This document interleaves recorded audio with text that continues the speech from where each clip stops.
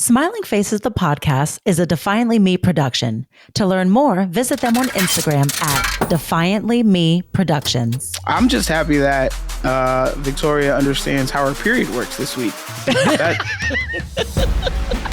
Amen for that. Mike had a completely different Smiling Faces moment until you said yours, and then he was like, that's what I'm gritting. I'm gritting and bearing it through a 38-year-old woman learning her body. Amen. Amen.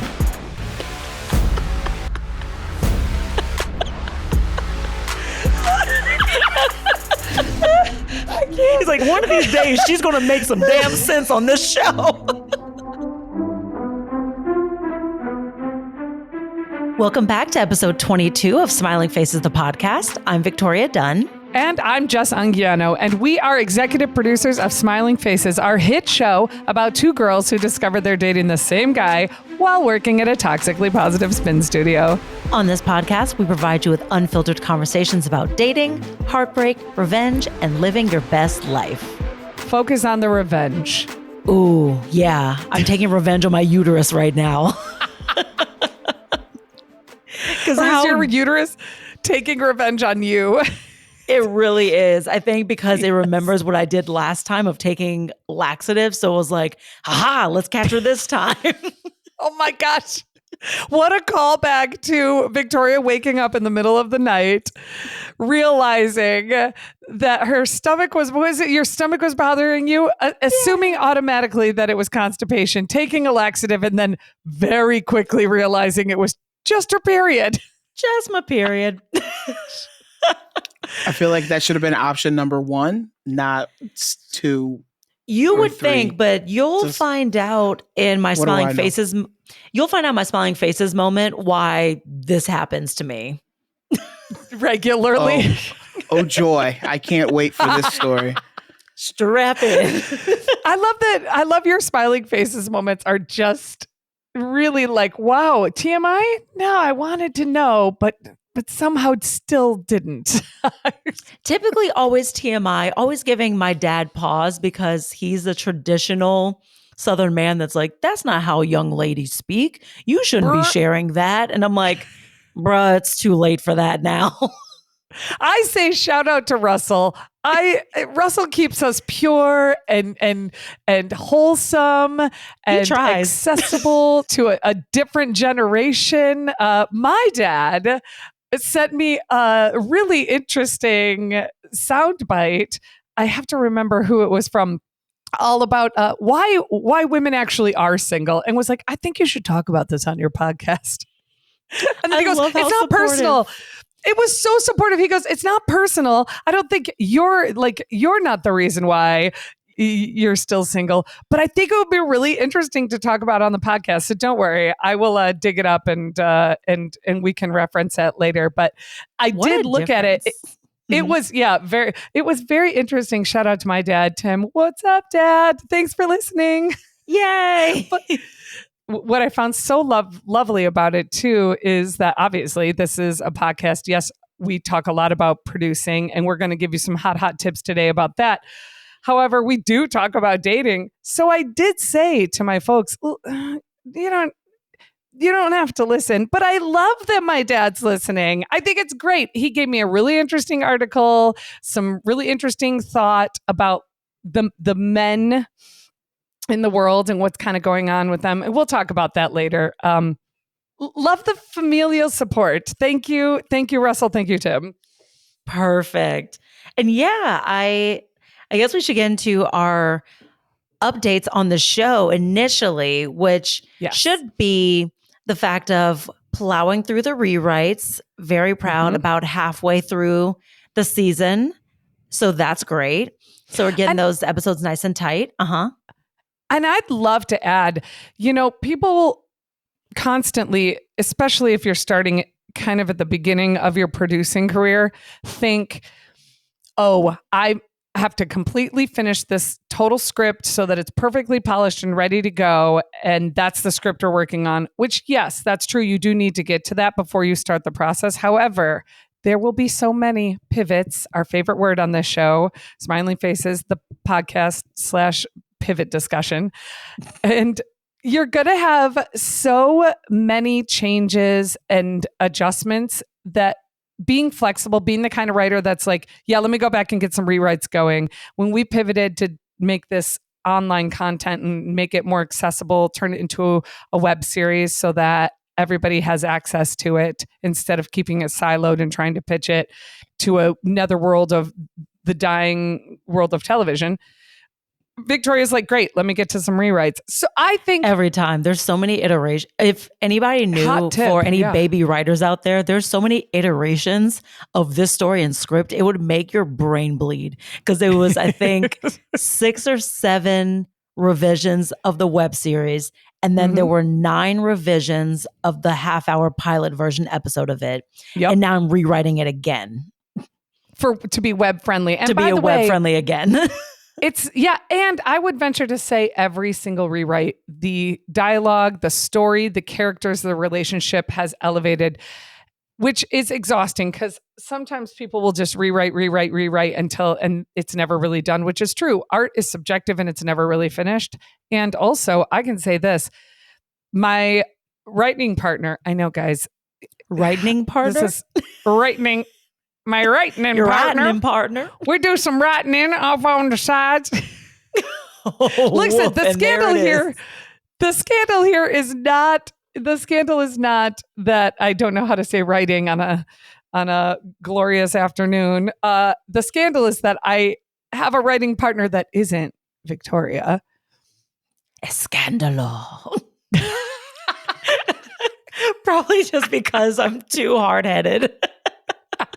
I don't know if we've ever worked on, we work on this project, writing together, but I don't write on the project. I produce it, I read it and say, what we're missing is this, or go this direction. So sometimes I'll provide editorial support, but truly in this capacity, 100% producer, I do write on as well. And my writing partner and I, the first project that we wrote together, I think we had 14 drafts, but wow. The 14th draft turned into an award-winning draft that got us all kinds of meetings in front of all kinds of people. Yeah. So you're going to be rewriting. Oh, for sure. Mm-hmm. Now, this is something I've always been curious about for writing partners because I've literally never had one. So I know I only have to fight me. How do you both do that? Is it you do a draft and pass it back and forth, or is I do a couple pages of this, you take the second act, you do the third act? How do y'all balance the writing? You know, it's interesting. When we started, I never meant to come on board and write on this project. So when Chris Jupitz is my writing partner, and I have to say this, like hands down, when you are going to start on a project with someone, you can't just write with just anyone. I can write with Chris because we have a really deep connected relationship. We have an unspoken language, probably one of the deepest amounts of respect for each other that a person can have for another person. So we do fight, and we fight loud, and we fight aggressively for what we believe in. And we can fight. And when I say fight, it's not like, it's not like I only imagine blows.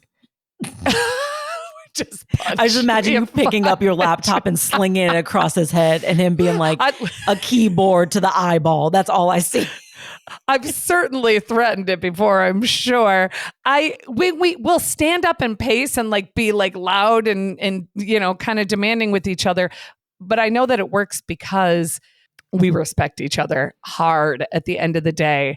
And we've never come to blows. We've never come to blows, even metaphorically, that were so deep that we couldn't move into the next phase, because at the end of the day, the goal is it's ego-free. We both remove our egos when we work together, because it's not about me and it's not about him. It's about it being in service to the story. So I honestly think it's very similar to a relationship in which your morals and your values have to align. And the cool thing about a writing partner is your morals and values have to align just about story writing, just about crafting story. So that is why Chris and I work so well together, because we see completely eye to eye on letting the story tell us what it wants to be instead of forcing something. And then coming in after we get all the way to the end, because that's another thing we agree on, is that we don't rewrite a single word until we get to the words "the end." Then when we come back into rewrites, that's when we start approaching it from a producerial standpoint, where we say, listen, this story has starring 3 middle-aged white dudes. Can we work with a different kind of demographic here? Like, can we change one of these characters? And that's where those discussions come in. So I would say it's a deep found respect. It's aligned values. And then also nowadays too, because we've spent so much time together, we really do have a shorthand. And I would say shout out to my dear friend and work soulmate, Chris Jubitz, because we'll have him as a guest on the podcast for sure. Mostly because his dating life is shit too. So shout out to him. Yikes. Just an aggressive shout out. I was going to say. Listen, here's a great thing. As a bestie, we'll find out if he listens to the show. If he's like, yo. Like, wait a minute. Now you're just shouting out all my shit. Yeah, that might get uncomfy. That might get weird. Oh, no. At least I text Lindsay for sure. I'm like, hey, I talked about you. And she's like, oh, Lord, what'd you say? Well, I'll listen on Friday, but what'd you say? We love Lindsay. We love all of Lindsay's advice, all of Lindsay's Lindsay-isms. She cracks me up. For sure. That's relationship. That's it. Like, thank you for asking that. But it really is trust, respect, aligned morals and values. It's relationship. Got it. Also, not to be an asshole, literally, logistically, how do you do it? That's right. I just remembered you asked me that. Logistically, how we do it. Oh my gosh. I was like, that is so beautiful. I asked you a very direct question. I'm so full of spirit today and just can't wait to share the love and harmony. You're like, It's like that Kieran Culkin SAG-AFTRA when he accepted his award. He goes, look at this. Of course, it's the biggest trophy. Us, what we do. I was like waiting the whole time going, she ain't gonna answer my question. No, she not. I'm like, at the end of the day, it's just about being like really respectful. Now, here's the deal. Logistically, the story kind of comes from the inside of one of us. So we have, for example, Dark Matter came from Chris. That's our first award-winning script that we have. And the idea bubbled up from inside of him. And when he came and told me about it, we kind of talked it out a little bit before he wrote much. I think he wrote like eight kind of loose pages of ideas. We talked it through and I said, well, how does it end? And he kind of went into a 45-minute diatribe and I was like, well, go write that. So that story, he wrote that first draft. So we kind of call it like his baby. And then I came in and added tone on all of our stage directions because we were really targeting a certain kind of market and we were trying to do that through stage directions. So we were kind of copying this really interesting way of putting stage directions out. So I came in and wrote all the stage directions. I also wrote a couple of scenes. And also one of the ways that we do is we'll improv back and forth. So for example, one of my projects, one of my babies, improv is everything. It improv shows up helps everywhere. Yeah, it really does. So like on one of my projects that kind of bubbled up out of me, we untitled Cleaning Lady Project. I was like, not you giving away all these titles. You better be. Yeah, right. Hope you got those registered with the WGA. Yeah, Dark Matter is already out there in the world. It's done its business. But one of our pilots that we have kind of bubbled up out of me. I wrote the first draft and then he came in and wrote a complete different draft. That was a second draft that kind of took the whole thing in a different direction. And then I went back through and we merged things. So it's kind of like that. We don't generally sit across from each other and like, now he says this, but oftentimes we will have a problem area. Oh, listen, why is this character so tied up in their dialogue and not saying what they really feel in this moment? And logically, we're like, because we're not ready for this moment to happen, we want it to happen later in the story. So we'll start to improv and I'll say something like, okay, well, if you are Jerry in this scene and I'll be, you're looking at me and I'm Judith. What's happening? Like, what's going on in your mind? And then he'll start riffing, and then I'll respond, or I'll keep poking, or I'll push back, and then he'll get more ideas, and boom, we go. So that's one way we do work. Got it. I feel like that's a unique way to do it with people that are trained as actors. I don't know if any writer, I don't know. Sometimes I know writers talk about, the characters are in my head and I just hear them and see them and yada, yada. But I kind of do that same thing. I imagine it from either from an actor standpoint or from the place of, if I'm watching this, what do I want to see happen next? I have to say, one, I'm not very visual when it comes to like picturing imagery. I know that people that direct and do cinematography, like they can literally draw a picture of what's on the page. That I don't see things that way, which is very strange actually in this field. A lot of people do visually see the movie as they're reading it out loud. However, that's why we work so well together when I'm working with a partner, when I'm working with Chris, is that he oftentimes can like literally see it, which helps a lot as you're writing it all out. I can't remember where I was going with this, but it was brilliant. You heard that shit. She dropped a bomb on y'all's asses. You will never unhear that shit. It's earwormed in you now. This and Return of the Mac are locked in your head now. Return of the Mac. You saw he got in trouble again? Because he did. No. The bad boy of R&B is back bad boying in R&B. Oh, he's light work compared to real R&B these days, Diddy. Well, yeah. He's light work. That's the super duper baddest of boys. First of all, I always love that you bring up song lyrics on our show. Yeah, you bring up song lyrics, I bring up Jesus. All my stories come from heaven. No, just kidding. Say what now? The Lord's like, nothing. The Lord's like, leave me out of this. Yeah, don't bring Jesus into that. Not that. Not today. Oh my gosh. Not today. No. Speaking of Jesus. Oh, yes, please. Tell us the divine path. This is such a great pivot. Aren't you proud of me? Tell us the divine path of how you. It's not good if you have to point it out. Just a thought. I'm a Leo. I like praise. Wow, you're really nailing this segue. This is the greatest segue I've seen. Have you ever seen a better segue, Mike? I've never seen a better segue. Say no. Say it. Do the voice, I Victoria. plead the fifth. Yes, with 2 exclamation points is 5. Great. So, thank you. Yes. You find the wins when you can. If you guys saw Victoria's face, you could see her calculating YES exclamation point. That's 5. Like, got That's him. the 5th. Anyway, you were segueing in the most smoothest way that no one would ever notice. No, they'd be like, wow. We were talking about Jesus. Yes. Tell us about the divine path of how you got to be in this relationship minefield of life. What's your pivotal? Jesus, land the plane. Land the plane.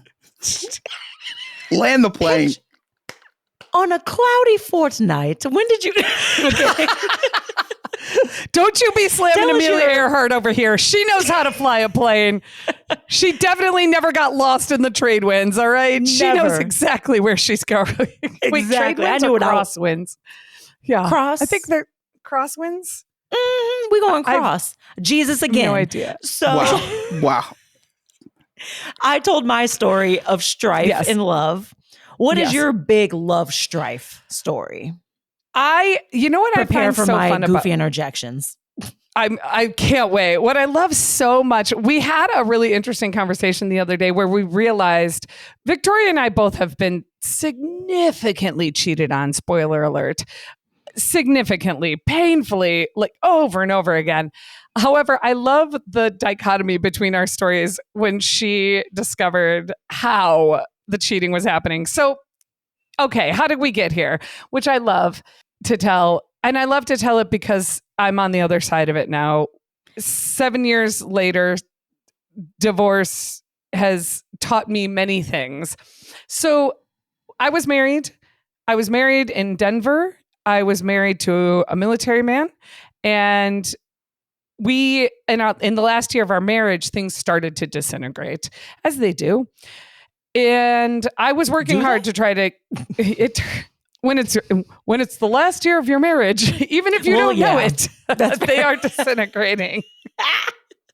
That is fair. Continue. It turns out, if your marriage is going to last, then it's not the last year. No last year, right? Yes. There's more.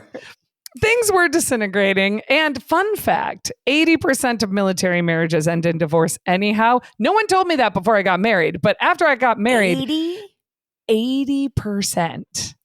The fuck was Lifetime showing us Army wives for then? They had that uplifting me. Wow. Okay. No. Didn't know that stat. And listen, there's so many reasons why. It's a really tough lifestyle, although I loved being an Army wife. So last year of my marriage, things were deteriorating. I did not know at the time my ex-husband was cheating on me. Just like you. You didn't know the whole time. You found out after the fact. So my marriage up until the last year was wonderful. True Hollywood love story, Disney, fairy tale, Prince Charming, traveled all over the world, had a great time. And part of it falling apart this is only one small reason why we got divorced, but I will say he was cheating on me. I did not know that at the time. So we're going through one of the hardest years of my life. My grandmother dies, and about a week before my grandmother died, he is telling me divorce papers are in the mail, which was not true. Yeah. Oh. Fun fact. Oftentimes when someone informs you that divorce papers are in the mail, they are lying to you because you can get divorced online. Not everywhere. But it's pretty easy to print them off the internet. But also tough start. They're in the mail. I live here. Can't you hand them to me? Why are we wasting postage? Exactly. I'm right here. Just turn due left and hand them to me. Yeah. I'll never forget that day too. Leave them in the lunchbox or something. You make it lunch, just put them something. Put next to my coffee pod. Jesus. You're having lunch. You open up. Oh, look, divorce papers. You know what's so delicious about that? The day that he told me that, it was evening, and I was going to a benefit for Goodwill. I was dressed to the nines, head to toe, drop dead gorgeous, had bought a seat at a table, spent a bunch of money towards donations. I was making a lot of money as an actress and a producer at the time in Denver, and was really like high point of my career. And that whole year, anything he could do to sabotage it, whether he was doing it intentionally or not, he did. He got really drunk one day, showed up on set to help out, and was so drunk that he destroyed all the sound footage for the entire day of shooting. We didn't find out until 3 weeks later. Yeah. So listen, we're not here to like slam the ex-husband. We aren't? But I'm kidding. He was a bag of farts. Also a bag of farts. And like the great thing is that I get to be here now in the place that I'm in, working with you, telling this story. So the marriage was deteriorating. I was dressed to the nines. He said divorce papers are in the mail. I get in the car to drive to this event, and I can't go. I'm devastated. I'm heartbroken. I call my best friend who had just gotten a divorce the year before and was like, you wouldn't believe it. This is happening to me. Now, I'll say fast forward. He was amazing, gave great advice. And one of the things that he said... Oh, your friend. Yeah, sorry. One of the things that my friend said to me that night is he said, make a list of 5 things that you want to do now that you're no longer going to be married to this man. And one of them was to produce a half-hour television comedy pilot. Shut up. It was. So here we are. Another one of them was, oh my gosh. Another one of them was to move to LA and build a new life. Okay. Another check. Thank you. So I should have the whole list. I'll find the list. We can post it because it's really inspiring. So that conversation kickstarted the next 3 months of just total meltdown. My grandmother died. We had to go to Tennessee for the funeral. No one knew that he was basically leaving me. Actually, I didn't even know it at the time either because he had not actually served me with divorce papers. And then I ended up in the hospital. I had thrown out my back and he kind of abandoned me at the hospital. And I stayed at the hospital for a couple of days. This feels like psychological warfare. Like it's emotional manipulation to be like, oh, you're still here, but I'm going to divorce you. But hang tight for when it happens and I'm going to be neglected. I don't like it. He was never going to divorce me. He was never going to do it. What he was going to do was make it so untenable that I couldn't stay. And he did. And he told me lazy. That. He said that to me. Yeah, he said that to me. He said, I'm not leaving. You have to leave. Or I'm just going to keep being abusive and awful and manipulative to you. And I'll lie to you and I'll do whatever I want and I'll spend all your money. And he did. And he did all those things. So fast forward, I get out of the hospital. I realize he had left me at the hospital. He like dropped me off and didn't come back. A friend came and picked me up to take me home. And I couldn't walk because I had thrown out my back so bad. And I had the most incredible group of friends in Denver. Shout out to that crew. They know who they are, who circled around me during this time. And it kind of came clear his behavior was escalating. It was getting more and more abusive. And I had to go. I had to leave. It was starting to become unsafe for me, not from a physical standpoint, although sort of a little, but mostly from an emotional and mental well-being. He was very, very verbally abusive and emotionally abusive. And here's the deal. The people that circled around me, they brought me back to life. So a friend of mine in that circle said, I want you to go speak to a lawyer. I sat down with a lawyer.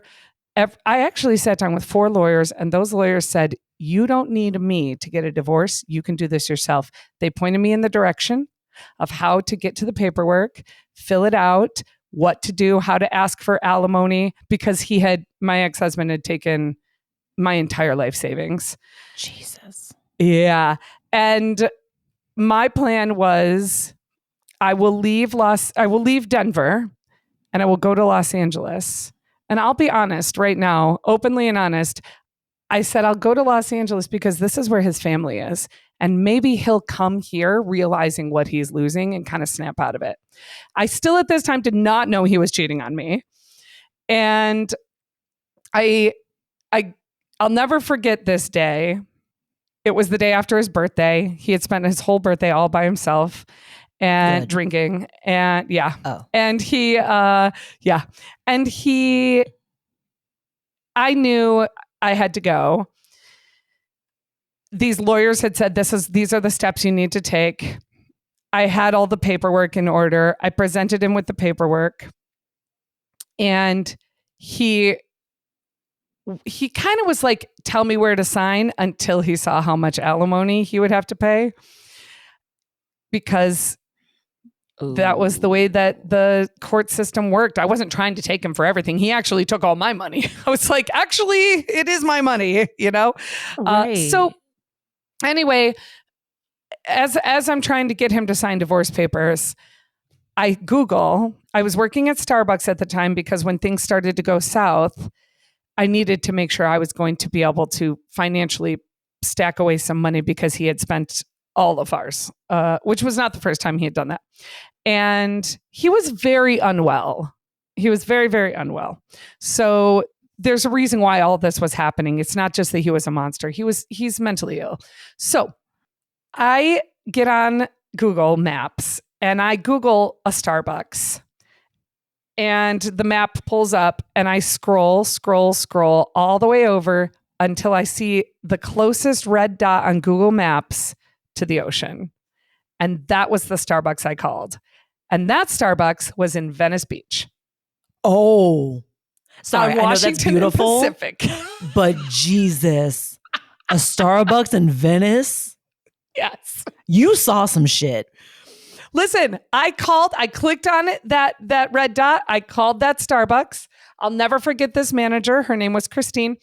I said, hi, I'm wondering if you're looking for a shift manager. I'm available, full-time availability. I can start, when you need me. And she was like, great. Can you be here in 2 weeks? Mind you, I did not have a place to live. I did not have a single thing packed. I was not intending on actually leaving my husband.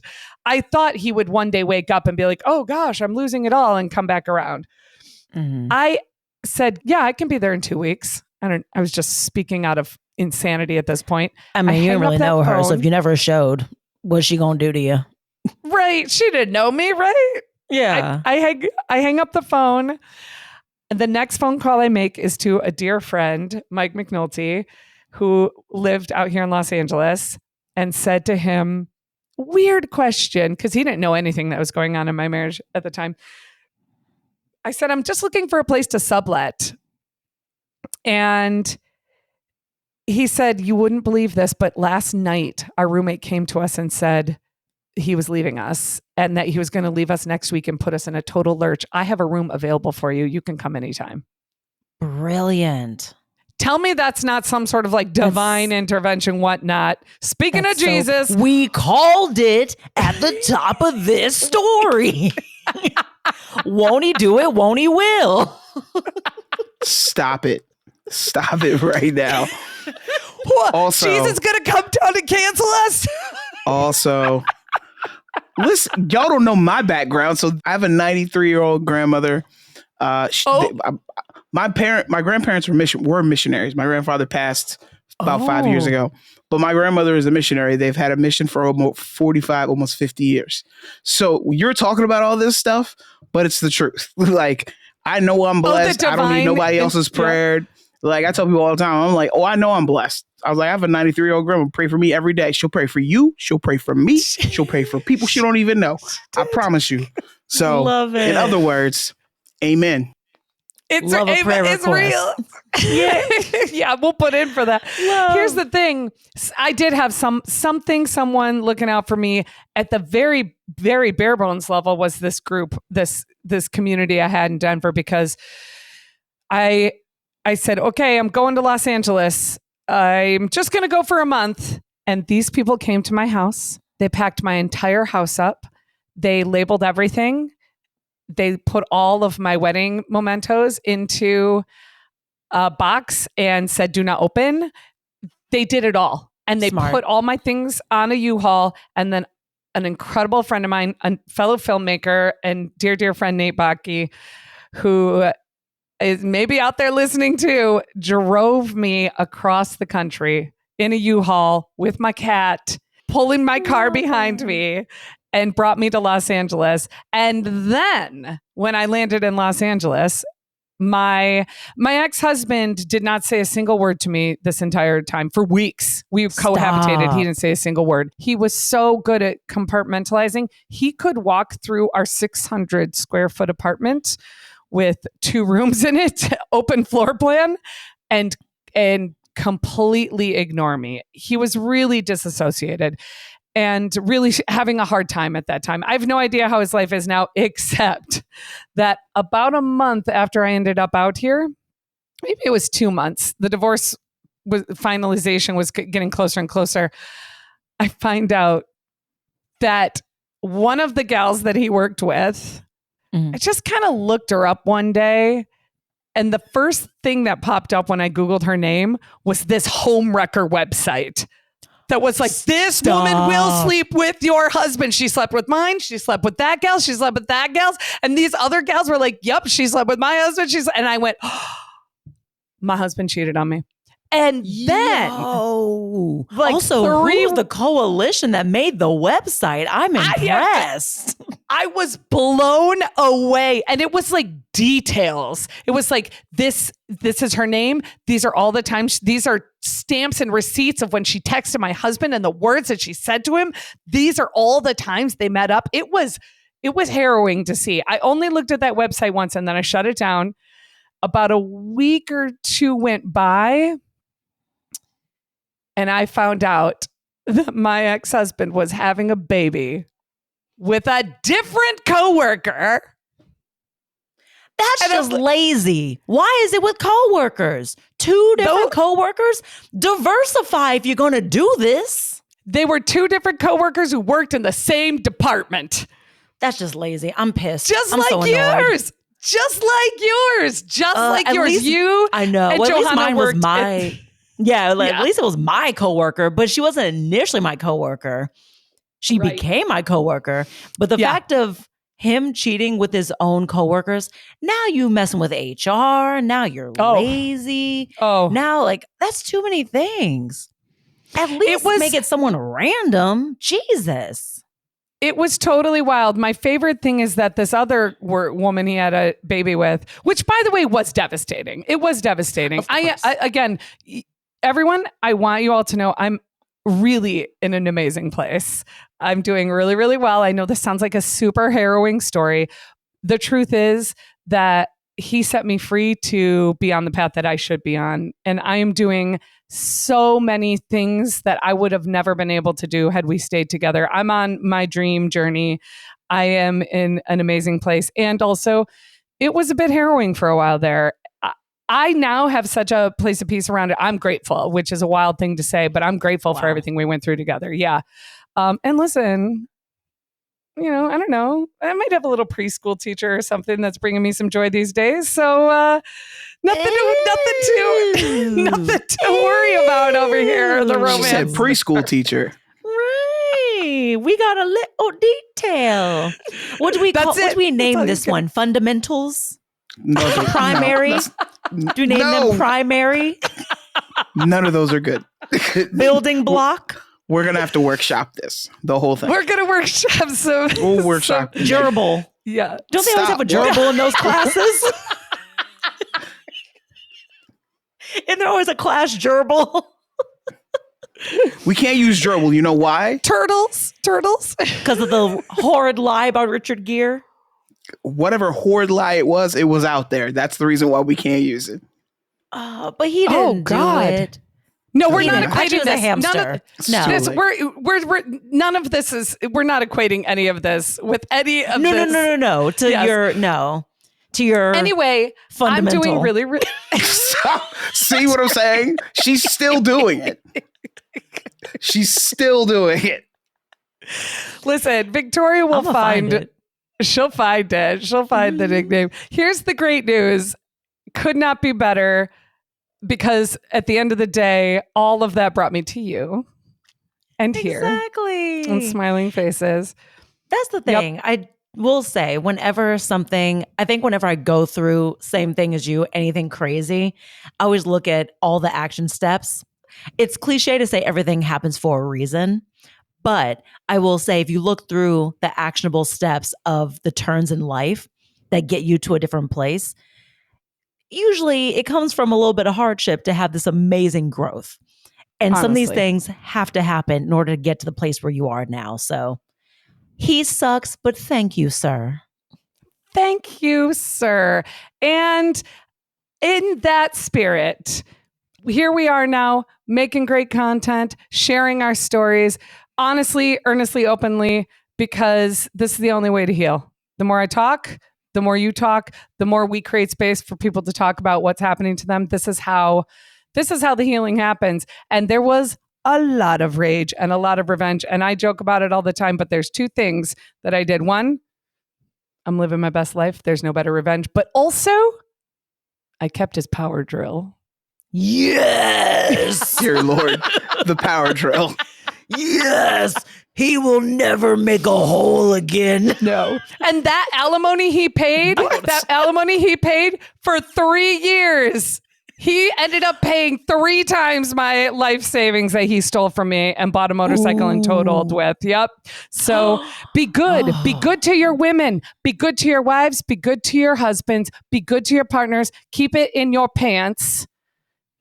Honestly, not a tall order. You know what? We will continue to discuss this. However, this week we need to wrap it up. And I want to know, what is your smiling faces moment for the week? Well, I hinted a little bit at mine, but this is why I'm always making questionable decisions about my body, because my period started 13 days early.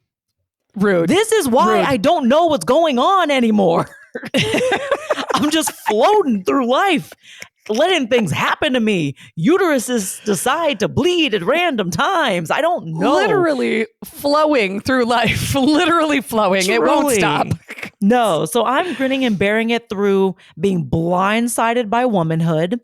Rude. And trying to prepare for the wedding I'm going to and hoping that this mayhem stops before I get to Palm Springs. I want Mike's grandmother to send a prayer up for you on your behalf that this will happen for you. Mike, can you make that happen? It's already done. I'm telling you, she's that like good. that. She's a gangster. Don't ever trip on my grandmother. She's a gangster. I love it. What's her name? Catherine. That's such a good, sturdy grandmother name. Grammy Kate. Catherine Jetter. Her. Yeah. Catherine Jetter. I love it. Thank you. Yes. I'm dying to know then, because with such a blessed life and such a great human praying for you every single day, producer Mike, what is your smiling faces moment of the week? What have you grinned and bared it through? I'm just happy that Victoria understands how her period works this week. Mike, amen for that. Mike had a completely different smiling faces moment until you said yours, and then he was like, that's what I'm grinning. I'm grinning and bearing it through a 38-year-old woman learning her body. Amen. Amen.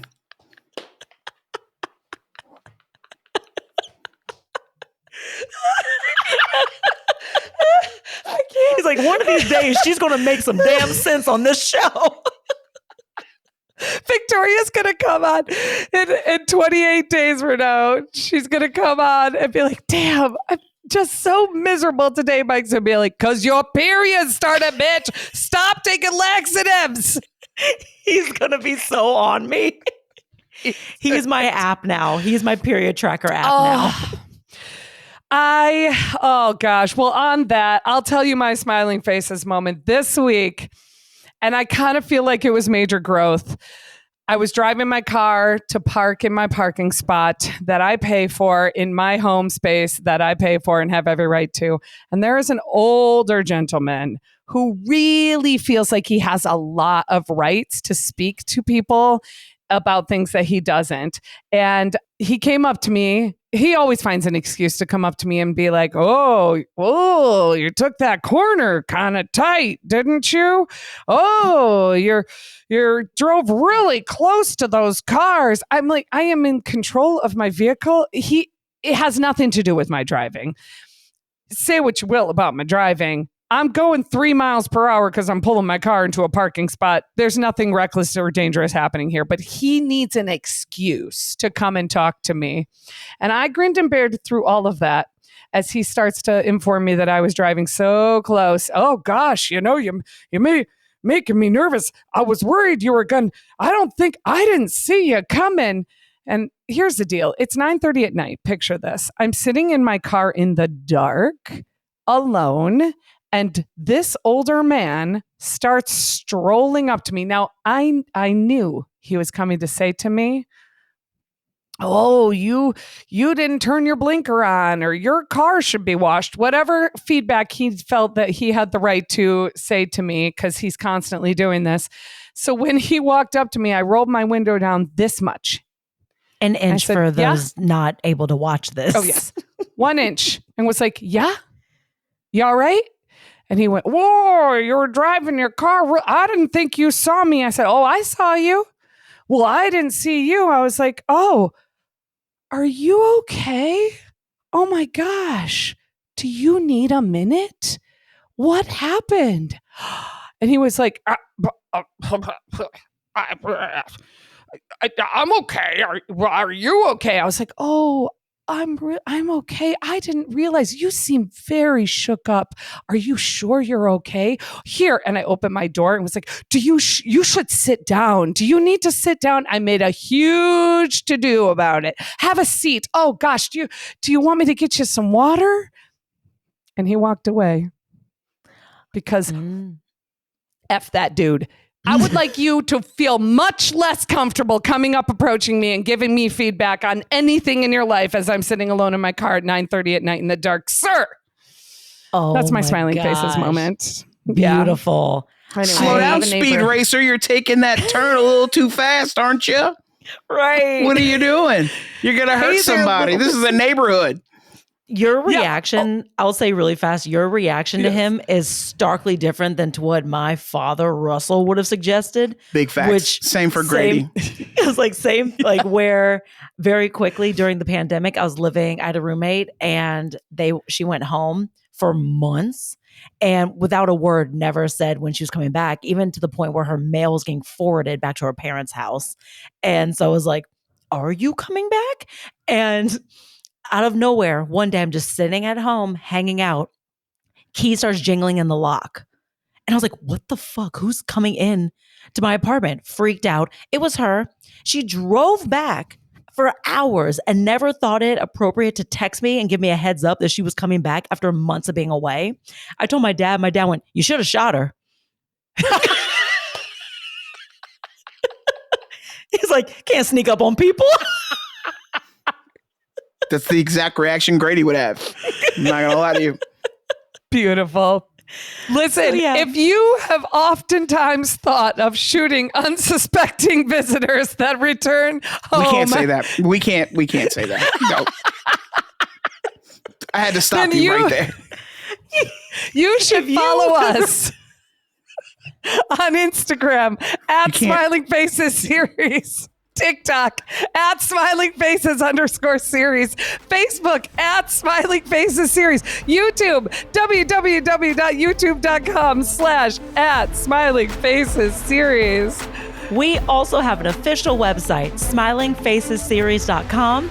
Shout out to our fiscal sponsor, Inclusivity Media, and our producer, Mike Bryant with Defiantly Me Productions. We don't advocate for guns. I am shutting the studio down. Okay, Diddy. Yeah. This ain't making the band. Listen. Only on making the band. Bye. Bye. I can't stand you both.